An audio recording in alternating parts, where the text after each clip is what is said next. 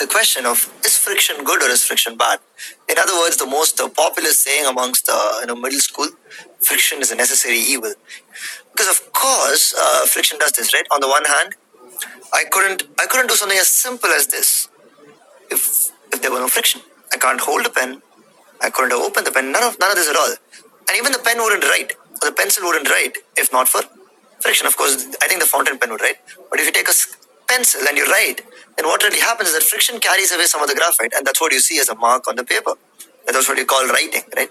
So things don't really happen without friction. Now, is this actually a very, very vague example? There are much more, even more simple ones, like one of them being, imagine if there is, what if there is no friction at all? How would you walk? What? Do we need friction to walk? Of course we do, right? Which is no wonder why Tom was slipping all the way on that alley, right? Now it's fun to watch him slip and laugh about it. But if you think about it, if there were no friction, you would think that you're walking, but you'd pretty much be in the same place. You'd be sliding around in the same place. That's going to be a little irritating. The only way you could walk is move is by pushing against something and then moving in the opposite direction. That's probably the only thing that you could do. And think about vehicles. How would you stop them? Right? Once you start a vehicle, you pretty much have to keep going forever and ever and ever because nothing's going to be able to stop you. The only way you could probably stop is by crashing into something, and then you will come to a stop. So clearly friction's making the world run in ways that are very useful. But of course, friction is also evil, right? Friction's a necessary evil, means it also does things that we don't like it to do. Like one of them being, it wears everything out. You buy a pair of shoes, you have to buy another one in another year because friction wears them out. So a lot of things that wear off because of friction. Another really important thing is that have you ever touched any of these devices like grinder or something? Don't do this, but you do know though, right, that a fan is actually quite hot. The main center part of the fan where the motor is quite hot. Now where is all this heat coming from? Yeah, there are parts that are moving against each other. Whenever there are parts that move against each other, so if you have one part and another part and somewhere inside it's moving, so in a fan it could be, say, the rotor against the magnet or anything at all. And inside if something is moving and rubbing against one another, you will get friction. And that's going to produce heat, which is exactly what we spoke about, right? You rub your hands like this, get some heat. You strike a match, the friction is enough to provide enough heat for the match to light up, and then the chemical reaction takes care of it. Till then, it's friction. Now, you might wonder, how does friction create heat? Because now we're talking about friction being evil, and it's creating heat in some cases, right? All their energy is wasted.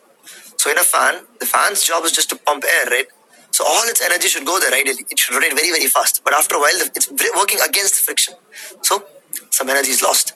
So I first want you to understand, though, how this energy loss happens. So you take the old block surface, right? All bonds are formed. Now you're stretching those bonds and breaking them. I want you to see that clearly now. And as we stretch those bonds and break them, what would happen if you stretch something really, really hard and leave it? It would be doing that, right? So if I take something and stretch it and then leave it, it would be vibrating there. Yeah, you could imagine that, don't you? So then, imagine as you're breaking more and more and more bonds, each of them is stretching and then, like as you can see, they're all vibrating, right? Now there are particles on top of that part which are also beginning to vibrate, right? And the surface is also vibrating. So eventually, what will you observe? That the vibrating particles are it's like a domino effect. Some particles are vibrating. You go stand on top of it, you also feel a vibration. You stand on top, you also feel a vibration, and so on and so forth. So then eventually the entire block is vibrating. Yeah. Very soon you'll understand there is nothing but heat. Yeah. The kinetic energy, as it's called, of the particles of a particular body is nothing but the temperature of that body. Right? Temperature and that are exactly the same. So that starts vibrating there. You put your hand on top of it, then what happens? All those blocks, molecules are already vibrating like that. You put your hands, then you also feel the vibration. Molecules in your hand, right? Little pieces also start vibrating. That's what you call, it's hot. Yeah, that's exactly how this happens. Right? So there's a lot of movement happening. So the force you apply, in other words, the work you do, which you'll learn very soon, gets transmitted. It becomes heat eventually. Becomes the kinetic energy of those particles which hits you, and then you touch it, you also feel that heat. Even if you don't, the particles of air around it also feel that, right? Which is why the temperature around also becomes hot. So heat is generated by rubbing objects together. Friction, kinetic friction is going to create heat. Now, if you did not really understand that completely, it's okay, as long as you got the basic idea that friction causes heat, and heat is a loss of energy. So in that sense, friction is evil, in the sense that it makes us lose energy, it wears objects out. In the sense that it helps us walk, helps us hold things, helps us apply brakes, it's a good thing.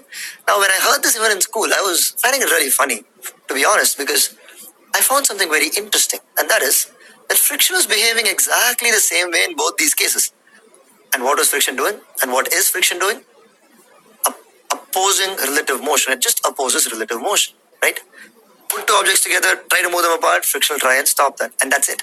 And what you've learned in this module, though, is friction is a necessary evil. It can be summarized in that sentence itself. So, in our next module, we'll see a much more useful question, which is, can we increase it